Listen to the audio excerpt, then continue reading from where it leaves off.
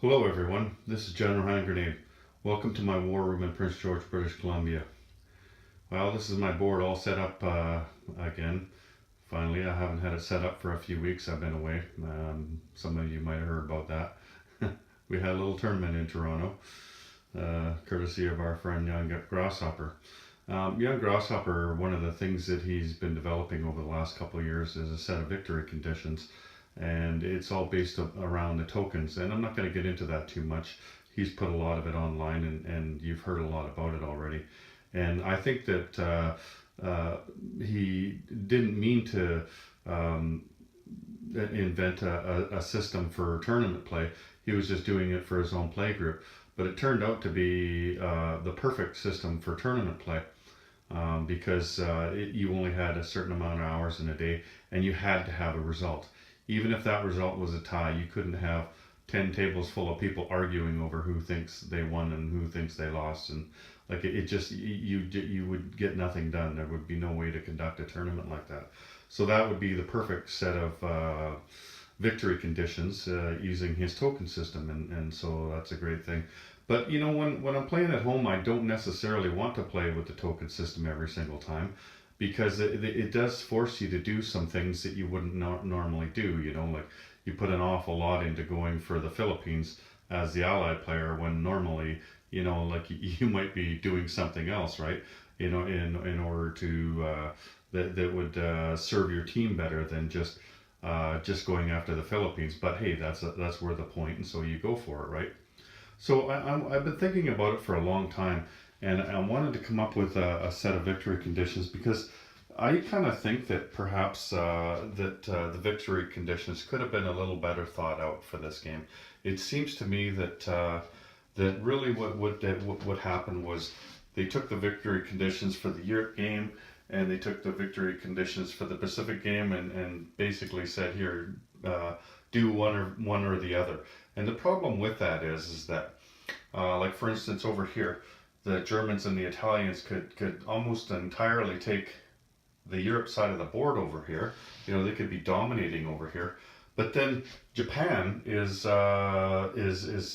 maybe like even taken out. Like maybe they don't have any victory cities on this side of the board. So why should the Axis win the game? Like that's all you did was win half the game really if you got your 8 victory cities because that right now the conditions are eight victory cities on this side of the board on the Europe side and or 6 victory cities on this side of the board um, the Pacific side of the board. And to begin the game, you have 8 cities in total on this side of the board, on the Pacific side, and you have 11 cities in total on the Europe side of the board over here. So that's 19 cities in total. And what I kind of thought was, in order for you to win the game, you should be have more of a balanced attack. Like I don't expect you to be dominating on both sides of the board. Like if that happens, then one side's just gonna surrender because like it's obvious who's going to win the game. Once the money gets to a certain point where one side is making a lot more money than the other side, then it's just going to get worse and worse. Like they're just going to keep buying much more than you, and they're just going to keep placing much more than you, and it's only a matter of time before you get total victory, right? So that's pretty obvious. But what I'm more meaning is like you say you got like the 8 cities on this side of the board, and Japan was still doing all right over here. You know what I mean? Or vice versa. Maybe Japan was doing what they need to do to win the game over here, and the Italians and the Germans were doing pretty good over here. So that's what I'm looking for. And so I've been trying to balance it in my mind. I didn't mention the other thing either. Is the Allied victory conditions, and those are really almost unattainable in this game because you have to get Tokyo and you have to get Berlin and you have to get Rome. And I mean that could take you 3 4 days to do that. I mean it's possible, right? But it's just not likely. Like it's not really a game because it's more of a quest. Where you have people that agree to go on this quest with you and they keep showing up at your house every day for 3 or 4 days or every weekend for 3 or 4 weekends if you're able to keep the board set up. So like that's not really doable as well. So what I thought, and I'm kind of on the fence about one thing, and that's the number of victory cities that the Axis would need to get in order to win the game.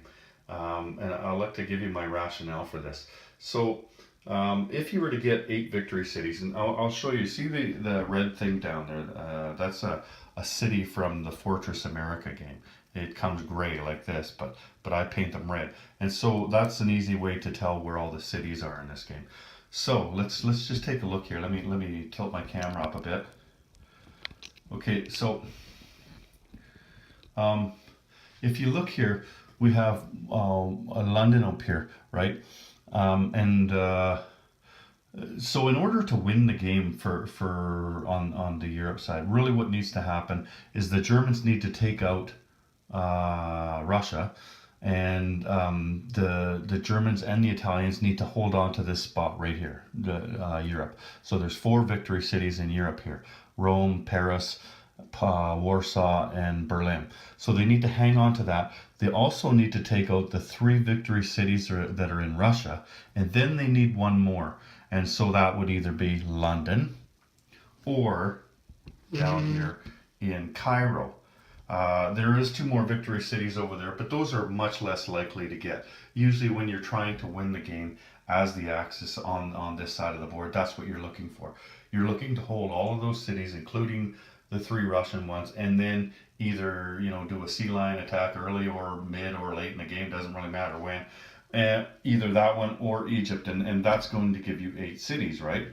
And then when you're trying for victory on the other side of the board, so Japan only starts with 2 victory cities, and you need to get 6 to win the game. So there's one here and one here in Shanghai, like you got Tokyo and Shanghai. Then it's easy for you to get the other 2, Hong Kong and Manila. I mean, that's as soon as they declare war, basically on the Western Allies, they can get those. It's just a matter of walking in there and beating the piss out of the people in there, taking their city from them. It's not that hard.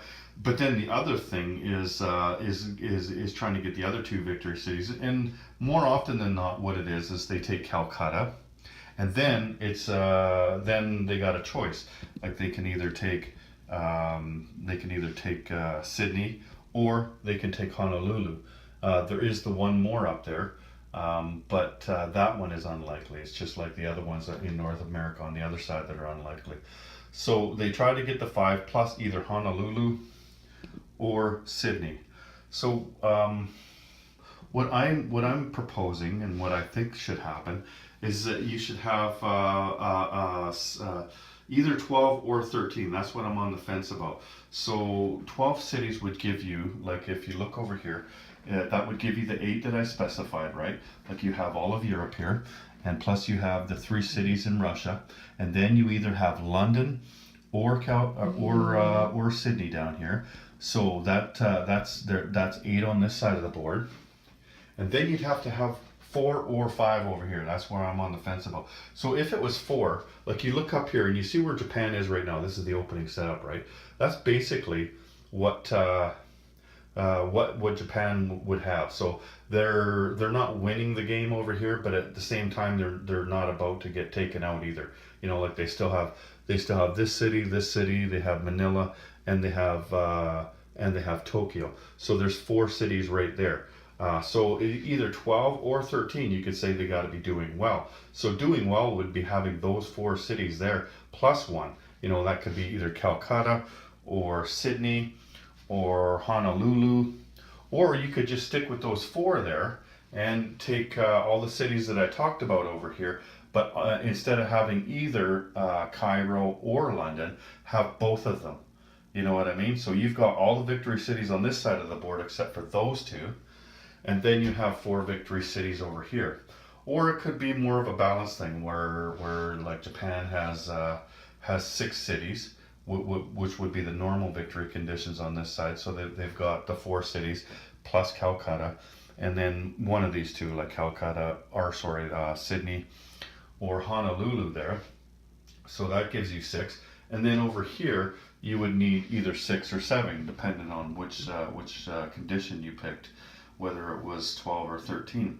So that gives you that gives you there's 4 in here, so they would be holding Europe, right? Um, and that would give you 10. So then you would just need 2 more. Like maybe you did Sea Line, then you only need 1 more, and then you get either one in Russia or 2 in Russia, depending on which victory condition you adopted, or 1 in Russia and Egypt down here. That would be like these guys would be winning the battle over here if they had that many, right? I think that they could show that they were winning the game over here, and certainly getting 6 cities over here would show that Japan is winning the war over here. So you'd be winning the war on both sides in either scenario. Well, not either scenario. That in that scenario, you'd be winning the war on both sides. In the one that I talked about earlier, where you took 7 or 8 cities here, well, 8 cities, I guess, 8 or even 9 cities here, and then held on to 4 over here, you would show that you're winning the game big time on one side of the world, and you were holding your own, or like keeping the Americans and the rest of the Allies at bay. So that's what I think anyway, for winning the game as the Axis, and I'd like to know what you think of that. What do you think it should be 12, or do you think it should be 13? So then you turn to the Allies, and the Allies, I don't like that you need to get all 3 capitals, because like I said, it could take you days. So what I'm thinking is that you could also do a victory city thing as well with them. And what I'm thinking is 15 victory cities, because they have access to more and they start with more. So when you're looking at it here, there's 2 there. London is 3. Then you got the 3 over there, that's 6. And then you got Cairo down here, that's 7. Plus you got the 4 in Europe, that's 11. And then you need to have 4 more over here. So you would have San Francisco 1, Honolulu 2, Sydney 3, and Calcutta 4. So that's 15 victory cities right there. And 2 of the victory cities have to be capital cities. So it either has to be Tokyo or Rome or Berlin. It has to be 2 of those 3. So you could have Rome and Tokyo and be heavy winning on this side of the board over here, like get all, let's say you got all 8 victory cities over here, then you would need to hold 7 victory cities over here. So there's your 2 over there, plus London is 3, maybe 4, 5, 6, and then the 1 down here 7. So basically you would have everything in the game, all the victory cities in the game, except for these 4 right here. And that's the same on both sides. You would have all but 4 victory cities. But you would have to have 2 capital cities. So forget about maybe Leningrad. You would have to have Rome instead, or Berlin.